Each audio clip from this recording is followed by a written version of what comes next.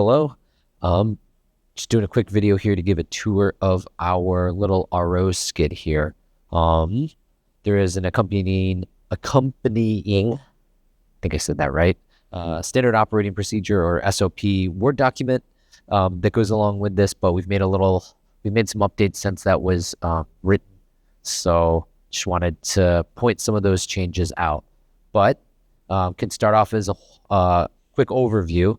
Obviously, the skid is right here, but there's a couple of tanks to go with it. So this is the feed tank here, and you can see there's a float switch right here. It's currently just kind of zip tied to the outside because we have been just running lower volumes of water, especially for flushes. And so it can be a pain in the butt as that thing kind of switches on and off because it will kill the feed pump, which is right here. It'll kill that feed pump automatically when the level gets too low. So to avoid that, sometimes it's easier just to pull the float out of the tank and hang it as it is right now. See, so we've got our feed tank here. Water gets sucked out of the bottom here into the feed pump, and the feed pump is what's connected to the software. And so there are automatic high level and low level alarms for that. But from the feed pump, it'll go into the RO skid, do its thing. You'll get a permeate and a concentrate out. And then we'll be sending also this tank here. Oh, it's not this tank. It's a smaller tank. We've just got another smaller tank here that we use for flushing the system, just so you don't have to put your feed water in here and then run stuff and then empty the whole thing out because it takes a while, fill it up with DI or RO, and then flush the system and then put feed water back in there. And so that can just be a little bit tedious. So there's only a couple of hose switches that need to happen, but yeah, again, it's much easier to have this guy. For us, there are a couple of different buttons and switches we need to turn the system on. And so you can see that we don't have any of the screens on right here. So that's a good indicator that it's off. Obviously, this is in the off position. None of these screens are on, and the VFDs over here at the side are also off. But for us, we usually have to turn the control panel on, but that's already on. And then otherwise, the next step is to just flip this main electrical shutoff from the off position into the on position. And then you can see that the entire skid has power. It's kind of separated a little bit, but the VFDs are currently on. There is an RO and a UF pump control. Probably not going to be using the UF. We haven't used it in a while, so not sure how that is looking if you wanted to use it, but it had not been working for us previously, so it had been decommissioned. All that stuff is separate from the RO line, so it should not give you any issues. Right, so now with the VFDs on and that part of the system, we just need to turn the switch here to on, and that should turn the rest of the system on. So yeah, now you can see that the screens are lighting up here and that our flow meters are also lighting up. Okay, so I'm just filling the tank up right now with some permeate. Close this guy down. But here, just wanted to give you a look at the transfer pump here. This is a nice little Grundfos guy. It does require a 140. So we'll plug it in.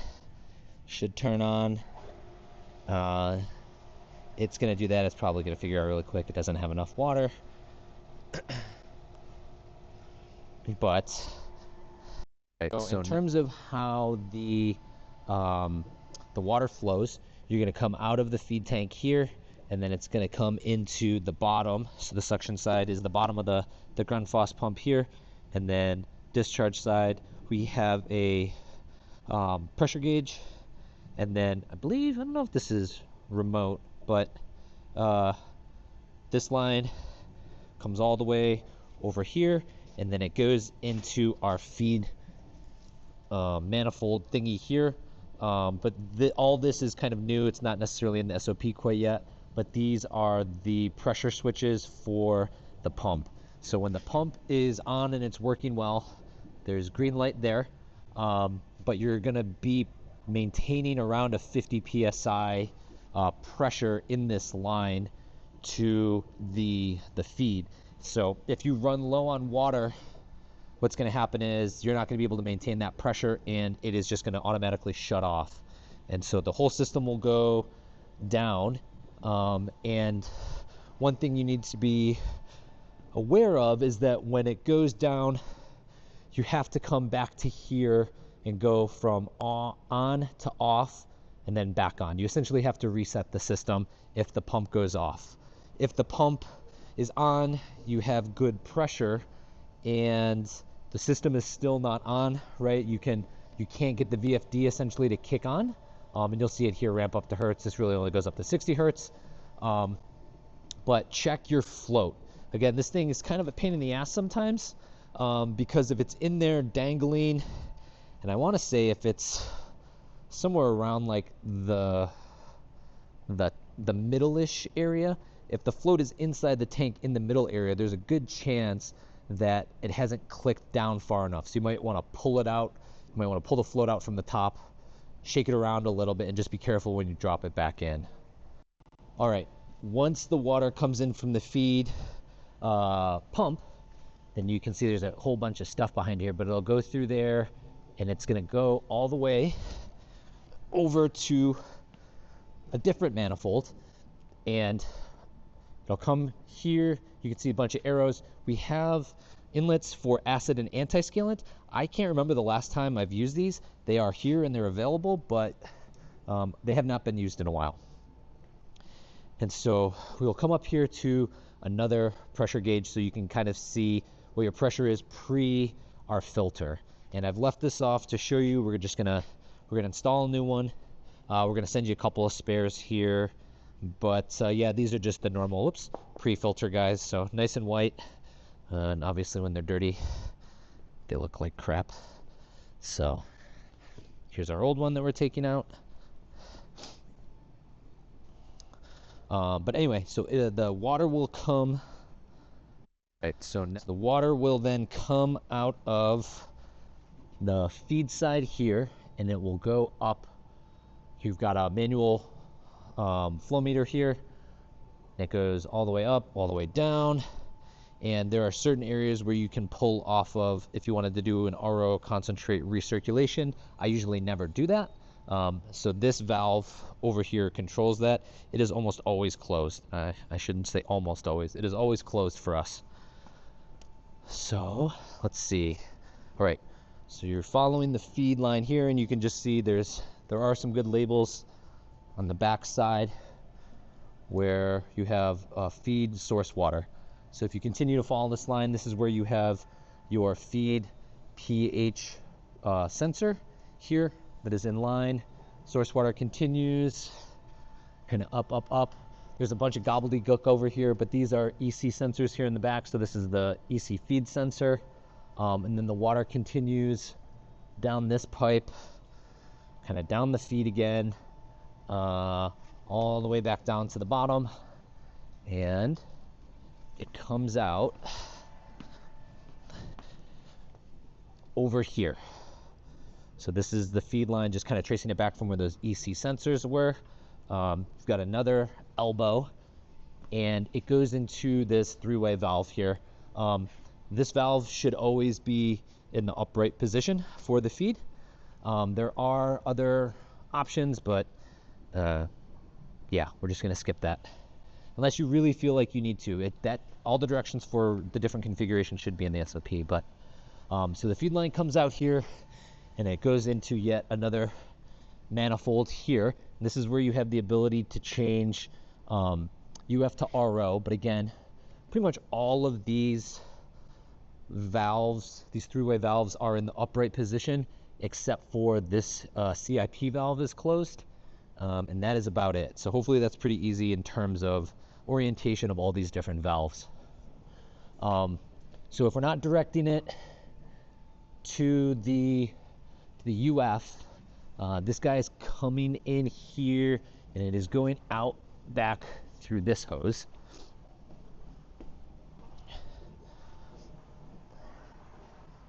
that hose is going. Okay, so that hose eventually comes out here. And what this is doing is it's gonna go into our just our RO feed pump. So get the camera working here. Yep, from here into the front end of the pump here. So I'm not gonna go all the way down, but you can see it just goes along the whole way. And so goes into our pump here. This pump will then push it all the way back to the other side, and it comes out into this other manifold here. So here's the pump outlet. You get another pressure gauge here, and then I don't know, I forget what this sensor is, but there's a hardwired sensor here, probably for pressure. And then it comes out the red hose into let's see. Yes, the feed here. So we've got two pressure vessels, stainless steel pressure vessels in parallel. So it'll feed into these two this way, and then it's going to come back around on the third stage, and then it's going to be pushing this way for the second stage. So it's a 2-1 array, and then with these bottom two being the first stage and the top one is the second stage. But there's this small RO permeate header on all three. And of course that RO permeate will follow just this line here into this other manifold, and you can sample the RO permeate if you want. I just honestly keep these closed, but they're there for sampling. And then this runs the entire line here, more sensors, pH, conductivity. You can see ROP comes out the top, and then it comes out here through this flow meter, it's totalizer, down into that last guy there. Right, so okay, so yes, you can see RO second stage here. These should be, yes, RO first stage, and then RO first stage if you get a little bit turned around. In terms of the concentrate, I guess I'll come over here now. Remember, these two guys are our first stage, and so here's the concentrate lines that are coming out and going into this header here, and then into the second stage. And then that is just, again, getting pushed all the way down. I already showed you where the permeate goes, but in terms of the concentrate, it comes out, the concentrate line here loops around and comes up through this, I don't know what that's for, but it comes up into this area, and here is your, oh, that can't be right. Where is it? I guess that is right. No, that's not right. Oh, duh, it is. So it comes out here, up in this manifold. This was the RO concentrate recirc, but remember, it's always closed. And so instead, what it does is it branches off, and then the concentrate comes up through here. Just another pressure, manual or analog pressure gauge. This is going to be to the PLC, so you can see it in on the computer. But this is the concentrate control valve. I've got it, I guess, open all the way right now, but this is what you use to squeeze stuff down. I believe if you're running relatively low conductivity feed water, you should be okay in terms of recovery. I'm not exactly sure what you're going to be able to max out at, but you have seen all of the 90-degree bends in this skid up to, you know, where we are so far on the concentrate line. And so all of that back pressure can really hurt the recovery of this system. And so something to, again, just be mindful of. But yeah, here's your one switch that's going to be able to change your recovery, more or less. So but the concentrate line comes out here, goes into this header, and you've got, again, conductivity and pH sensors. And where is all this coming out? You can see directional arrows here, hopefully, that are helping everything. Flow is going this way. Labels down here for RO concentrate. This permeate in the back, remember, it's not going to be doing anything. But we're coming up again to the top here. And then it's this guy in the back going down now. And then another line here for the concentrate. So this concentrate line, my gosh, So this concentrate line here just goes all the way to the back to this elbow, the green tape in the front. So here we are again on the front side of it, going down into this valve. Where are we going out here? And now we've got our RO concentrate here through this bottom line. I'm gonna walk back to the front, and this is your RO concentrate outlet. So that's how it all makes it here. And now what I'm doing is I'm just running a hose because our drain is all the way over there. But I'll include all the hoses for you. But that concentrate line just goes out over there. Other things to be aware of in terms of hoses on the backside here, we have turbidimeters. They have not been behaving. I've tried to calibrate these a bajillion times, and I think there's something wrong with, I think this might be cracked because we always get little slugs of air coming in consistently, and you get a bunch of turbidity spikes. And so you can give it a shot. It could be worthwhile. But that's just what some of these hoses are.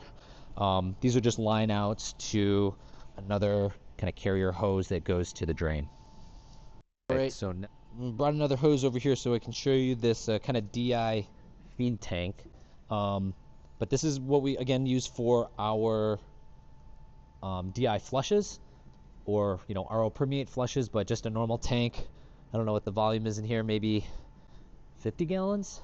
But on the bottom, we have our banjo clips, and we'll include this, but there is a separate hose, and it's got this smaller banjo attachment here that'll fit on. I don't know if I'm gonna be able to get this with one hand. Okay, I'll just do one for now. And then all you do is you just take this hose, and this side has a bigger banjo connect, but this is what goes into the bottom port here, the suction side. And so you can just unplug the feed tank banjo here, plug this guy in, and you're on a new source of water without having to switch stuff around. One of the challenges here is that this tank is a very small outlet in the bottom, and so if you start pushing 10 GPM, maybe 8 or 7 GPM, what's going to happen is you're going to get a tornado, a little vortex, and it'll suck air and it'll shut the pump off, because remember, the pump needs to maintain this 50 psi pressure here on that line. And so we've kind of gotten around that by either lowering the flow, but if you really need to blast it, you can just put like a piece of PVC or something in here to break up the swirling vortex because it's sucking down. That has worked in the past, but your mileage may vary. All right. So while we're waiting for the computer to start up, a couple of things about the electrical panel that's here, opening it up on the inside, and then just some of the I/O. So computer, obviously power, and so for us, we just keep a power switch here with a bunch of 12 volt on there so that the computer and the laptop can be plugged in. But then also, in order to connect the computer to the skid, we need to run this Ethernet cable. And so it's this blue cable, again, obviously coming with it, but it just runs up the side of the skid, and it goes into this CPU. And so you can see right here, the mode is in stop. And when you want to run and you want to record data, you have to turn this to run. And there's a little USB that we'll include here. I haven't wiped it or anything, but the way that the files come out, it's dated, so it should be pretty easy to figure out where it is. But this goes into USB out here. So I'm pretty sure it's the first one. USB out. I think this is like I/O for control or something else, so probably don't plug it in there. Bunch of cables, etc., etc. Something that happened recently was the knob came off. So if you're looking at the front of this and you're wondering where the hell is the hand or the auto, well, here's the switch. So it might be a little bit tricky to get it to work, but right now you got to push it in a little bit, but you should be able to still be in hand or auto mode. So obviously auto mode is where you want to be. What else? That's about it. Computer. So just a normal Windows computer. The the last student to use this with Giuliano, but the pin is luckily right here. So 4, 3, 6, 7, 1, 2, and it'll get you in here. 1. Da da da da da. It's an older computer. It's a Windows, so might take a little while. Right, now that we're into the computer, there's nothing really fancy you have to do except for click on this green icon down here. This is the productivity suite. I forget the exact name of the company, but it works pretty decently. Automation Direct, that's right. So you can start a new project, but I would highly just recommend probably running this Aqua Membranes one. There is a certain amount of customization you may have to do, but if you open this, you can always save it as a different file, and so maybe that's the best way to go about it. Right. So you should be able to just click on that, and then this is more or less the home screen. This is your data window. I would try to keep this up as much as possible. You can just see the logic programming behind this in the logic tree. I never mess with any of this stuff in this window.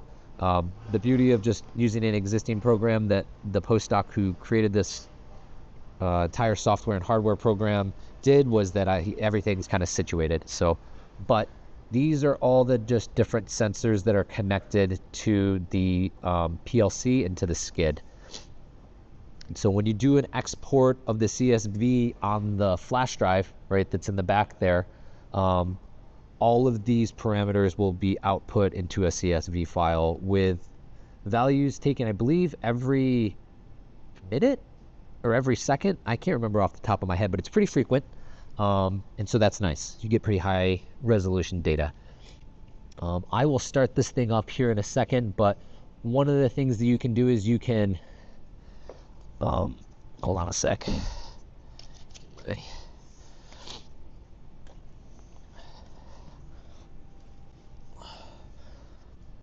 Yeah, one of the nice things that you can do is you can just hold control here on the keyboard, and then you can click, different things that you want to see, and I'm just clicking things at random. But when you right click, you can say graph tags. And that'll pop all of these over into here. Now, usually I don't like running more than 2 or 3 of them because you only get one axis. And so if you have something that's got a low pressure and then you're running conductivity at the same time, you don't get to see a whole lot. So, pick and choose wisely, but you can see kind of real-time performance.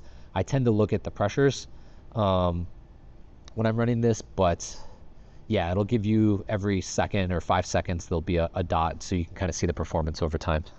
Right, so the camera plugged in, let's just do a quick overview again of the system. So we have our feed tank here, our float valve is out, just because I'm going to be watching this, and so I don't need to worry about whether or not it's got a high alarm. We've got our feed tank outlet here. I'm going to open our valve. This is going to go into the bottom of the Grundfos pump, and then out the top here. So right, it goes into this manifold here with all the kind of wild, crazy alarm sensors and that stuff, and then into the feed in. We have our concentrate line here that's connected. I've just recently connected our permeate out through the flow totalizer, but then have connected this this extra line here. Previously it was just kind of dangling here, so when we got permeate, it's going to just carry all the way out. All of our hoses are going over here. Yeah, everything's connected. That line is open, right? Permeate line is open. These are all going to be closed. All of those will be closed. We've got a feed tank, but there's nothing. We've got our wash tank, but there's nothing in there. Everything is on right now. And let's see. I think we are just ready to rock and roll. There's my little button. Okay, this. Uh-oh. Better go turn off the permeate here. It's trying to tell me that that was enough. Alrighty. Go back on.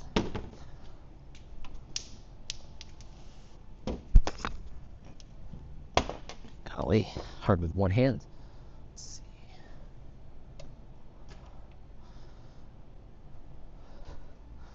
Put this back on the tripod. Okay. Try to get this thing to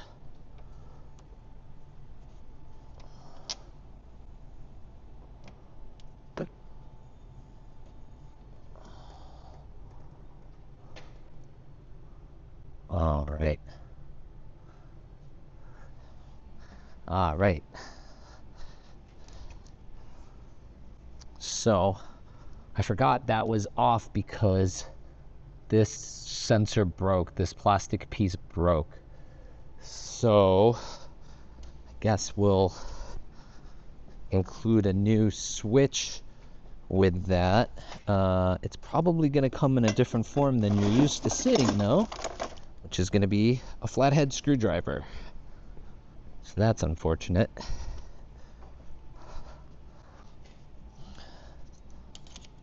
But I'll be able to show this very easily.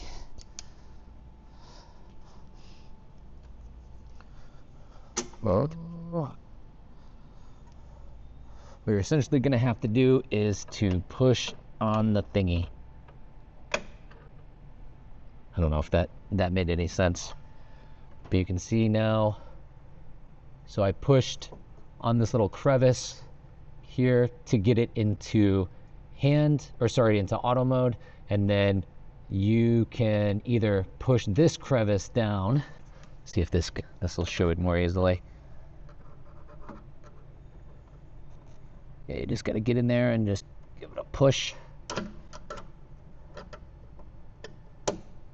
There we go. Oh, that didn't come out very well.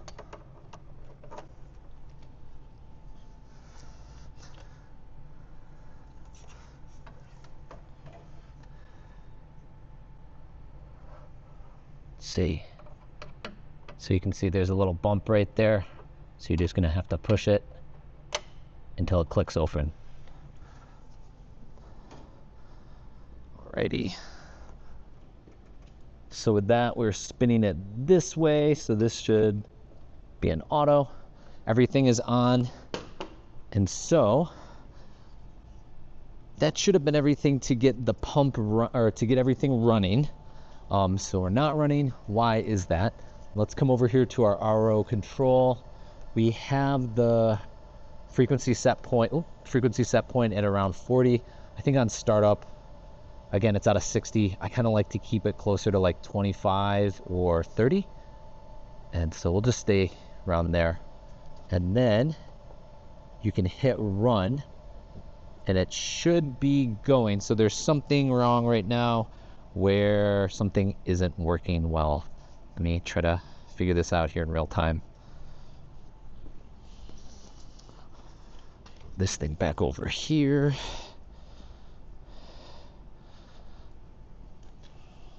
So let's see, float switch. Okay, it'll be down. So this thing is good. What we got here? Our pump is good. Our feed is, oh, there. I know what it is. Okay, all those things. It's of course something stupid that I told you earlier. Need to flip this bad boy to run. Okay, you can see the PLC has changed, so we are good to go there. It might take a second to kick on. I usually just close that. So now what we have to do is come over to our program here, and then you go to CPU at the top. You can see that it's offline, so you need to make sure that it's online. Okay, now we're online. Here's what I was talking about with all the data points. It looks like it's every second. I'm going to actually come in here and remove all. Let's see. I will do RO feed PSI. so you can see it graphing it over there. So there's no PSI right now. And I think we'll just leave it at that. But let's see. Oh, we're probably in hand. So maybe that was my mistake. So I'm gonna just do this thing again with the screwdriver. So, you know, bear with me here.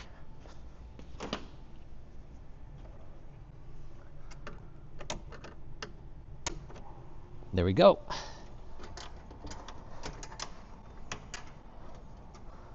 What are we catching?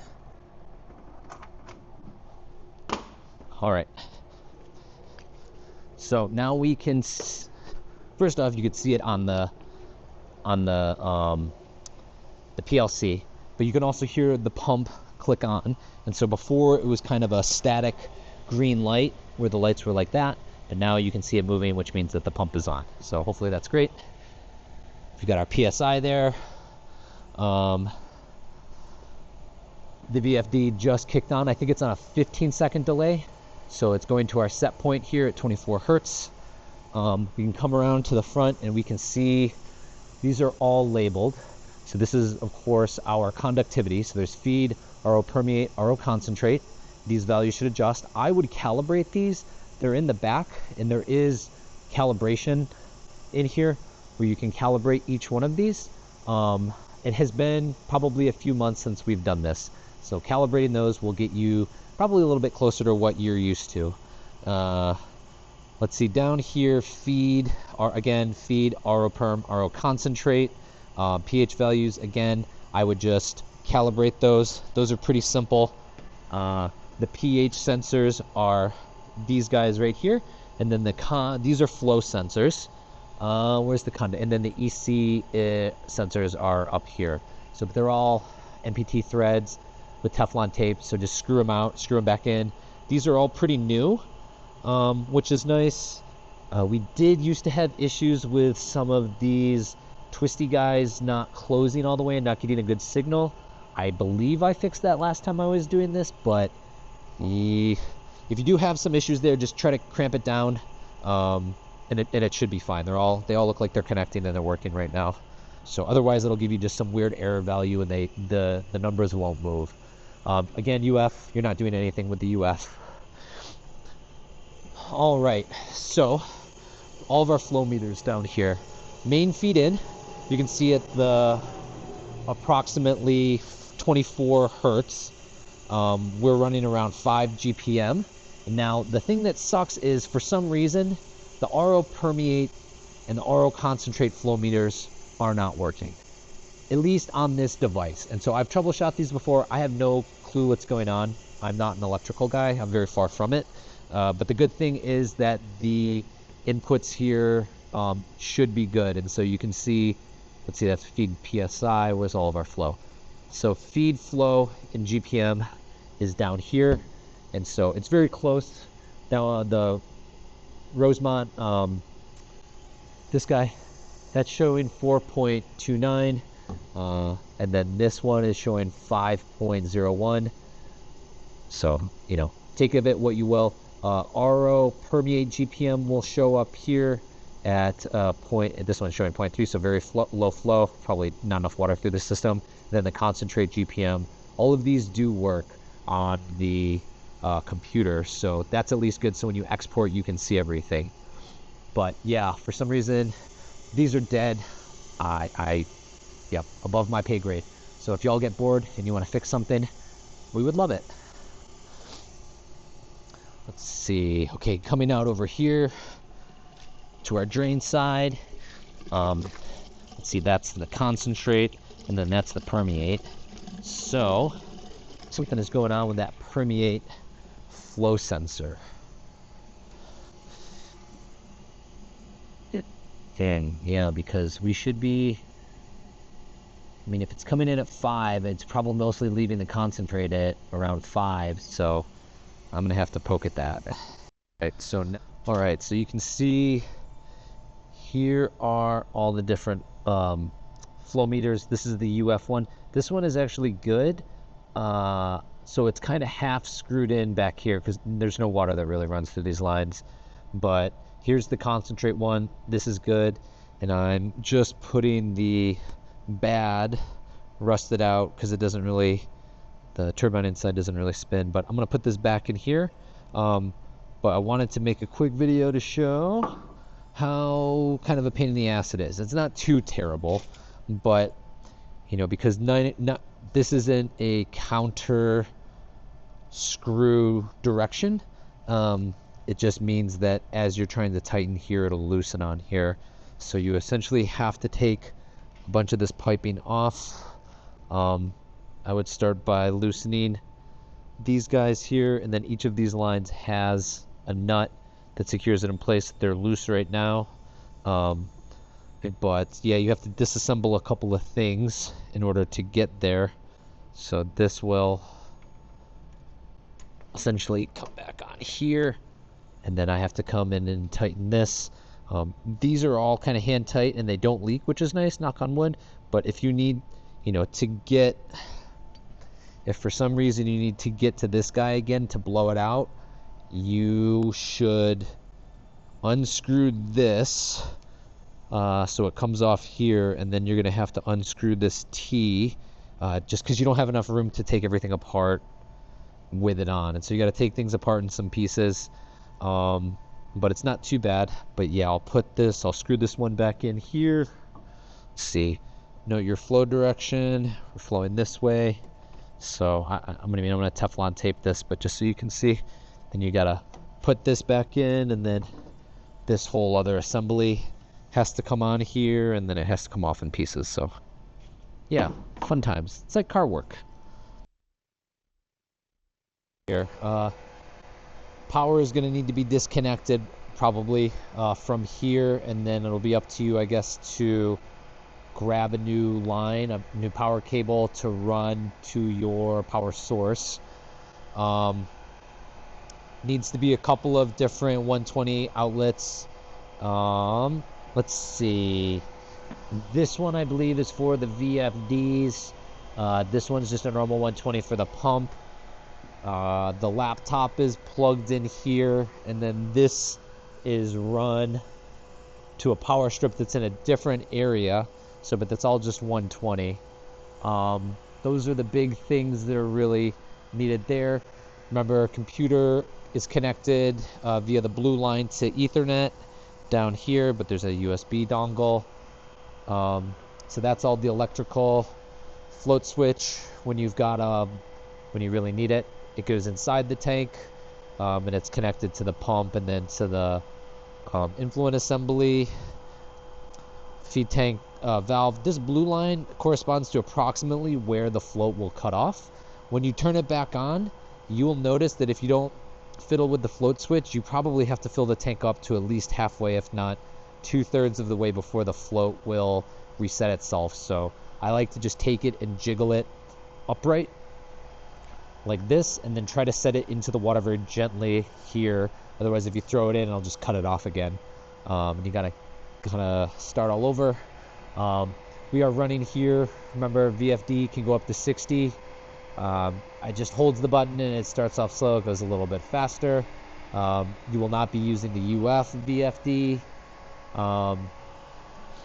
In terms of turning on, I'm kind of doing this out of order. This needs to go from off to on. You need to make sure that you are on the on switch here, that this switch is set to auto, but you might need the screwdriver in the back to kick it on. In terms of the computer here, this is the data view screen. Remember, this is where all the fun stuff is. If you X out of it accidentally or you cannot find it, I would just come back here over on the sidebar and double click the data view and it'll pop back up. But with all the hardware on, you need to come to CPU here and make sure that you're online to be logging the data. And then also, if the system doesn't want to start,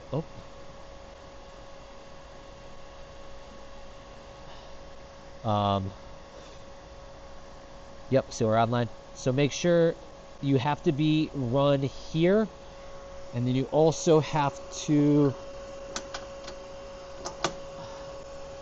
have run enabled here. So there's a couple of different places that things need to be. This needs to be in run. Don't forget to plug your USB drive in here.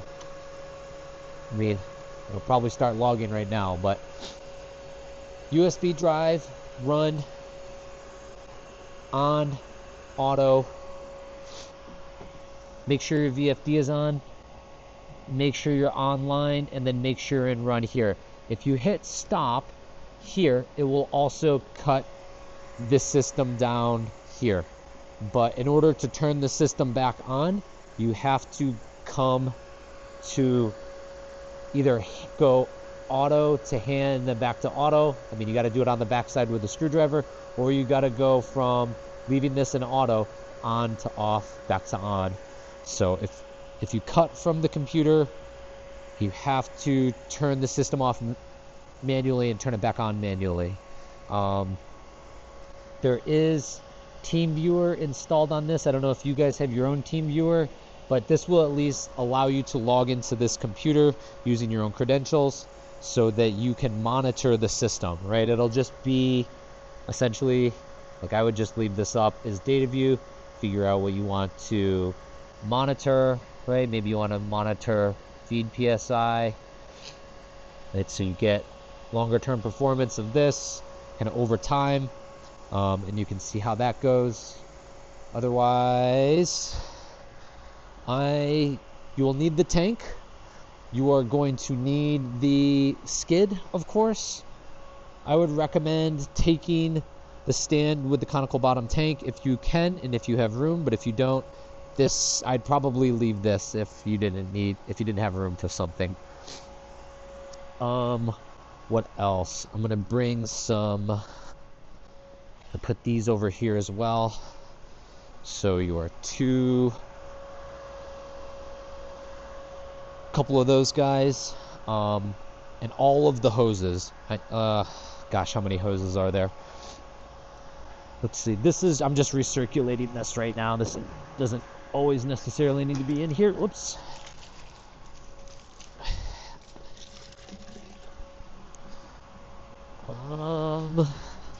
Kick this guy up here.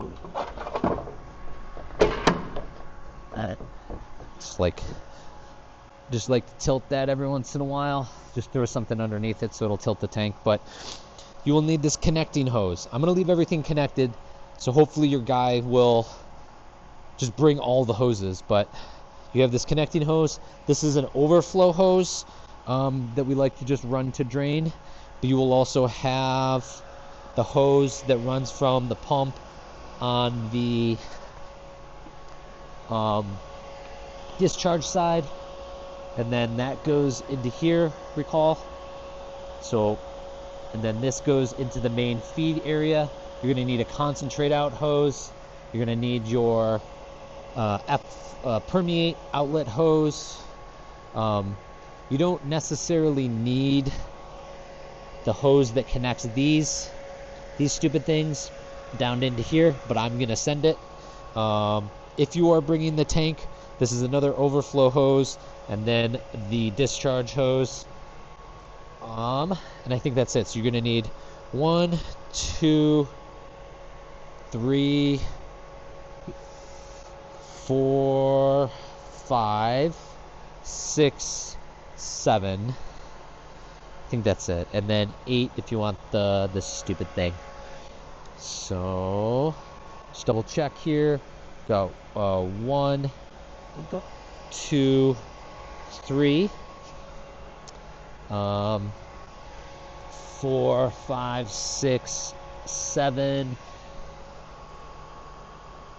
and this one would be 8.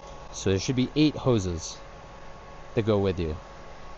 I am also not going to I do not have time right now. I wish I did, but I'm not going to be taking out the membranes, but they're pretty simple. I mean, you've got this crimp thing up here for the pressure vessel. Just unbolt all those. Caps pop off pretty easily. Hopefully you guys have glycol. or glycerin just to lube it. But all the O-rings are good there. I mean, we've had leaks in the past, which is what all this is, but currently it's pretty tidied up, so you shouldn't have any leaking issues. Most everything is labeled. The can of worms in here with all the hoses is a little bit of a pain in the butt. However, yeah, I think none of that should be touched, right? You don't need to touch any of that. So it's just plugging hoses kind of external to the skid. So you can see we're really low here on the water. And so this pump should kick off here in a hot sec. Yeah, you can hear the tank gurgling. And so this pump is having an issue. And come out. Oop. Yep. So we just hit 0 PSI and the system will shut off all on its own.